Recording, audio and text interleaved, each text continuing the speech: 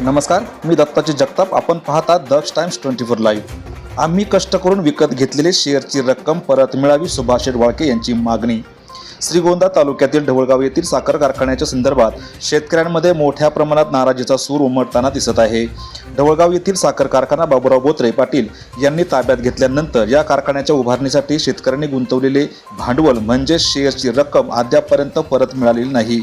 अनेक वेळा पाठपुरावा करूनही प्रतिसाद न मिळाल्यानं शेतकरी वर्गामध्ये तीव्र संताप व्यक्त होत आहे. या संदर्भात उखलगाव येथील प्रगतशील शेतकरी आणि कोकडी साखर कारखान्याचे माजी संचालक सुभाष वाळके यांनी आपली भूमिका स्पष्ट केली आहे. त्यांनी सांगितले की शेतकऱ्यांनी विश्वासाने गुंतवलेले पैसे इतक्या काळ प्रलंबित ठेवणे अन्यायकारक असून प्रशासनानं याची तातडीनं दखल घ्यावी.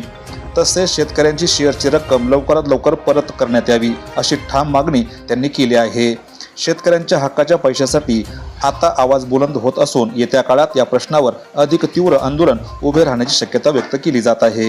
मी सुभाष तुकाराम वाळके, उखलगाव, तालुका श्रीगोंदा, जिल्हा अहिल्यानगर. एक निवेदन देतो बोत्रे पाटलांना. त्यांनी ढवळगावचा कारखाना विकत घेतलेला आहे. आम्ही ओपनिंगला ढवळगाव कारखाना सदांना बबनराव पाचपुते यांनी शेअर्स गोळा केले. आमचे तिथं 3 शेअर्स आहेत. 3 शेअरच्या अद्याप आम्हाला कसलाही मोबदला मिळालेला नाही. व न साखर ना व्याज, त्याच्यावर व्याज नाही काही. तर मग बोत्रे पाटलांना विनंती करतो की तुम्ही कारखाना घेतला, मग आमचे शेअर्सवाल्यांचे पैसे द्यायला काय अडचण नाही ना तुम्हाला. कारखान्याची रक्कम दिली म्हणल्यावर शेअरची रक्कम द्यायलाच पाहिजे ना.